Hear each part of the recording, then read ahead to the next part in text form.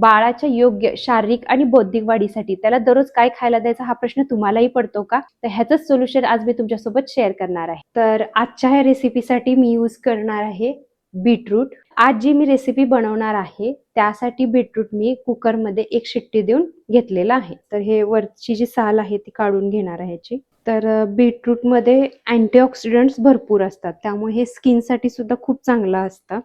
Fibre असल्यामुळे डायजेशनसाठी चांगलं असतं. बीटरूटचे असे बरेचसेच फायदे आहेत ज्याच्यामुळे हे आपल्या डाएटमध्ये इन्क्लूड केलंच पाहिजे. सोबतच लहान मुलाच्या डाएटमध्ये तर 100% इन्क्लूड केलं पाहिजे. त्यानंतर आता ह्याचं मी काप करणार आणि ते खिसून घेणार. तर इथे घेतलेलं आहे मी गव्हाचं पीठ. त्यामध्ये मी ऍड करणार आहे चवीपुरतं मीठ, थोडंसं लाल तिखट, जिरे, पांढरे तीळ आणि धनेजिरे पावडर.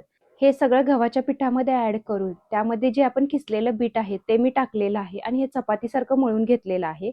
ह्यामध्ये एक गोष्ट लक्षात ठेवायची की आपण पाणी ऍड करायचं नाही. तर हे मी 10 मिनिटं रेस्टला ठेवणार आहे. आपण काय करायचं की चपातीचं आपण जसे त्रिकोण करून लाटून घेतो तशा पद्धतीने हे पराठे लाटून घ्यायचे. पराठे लाटताना आणि पराठे भाजताना मी घरच्या तुपाचा वापर केलेला आहे. पराठ्यावरती गोल्डन गोल्डन स्पॉट यायला लागले की आपला पराठा भाजला आहे असं आपण समजून जायचं. तर हा पराठा तुम्ही वरणासोबत किंवा दह्यासोबत सर्व करू शकता.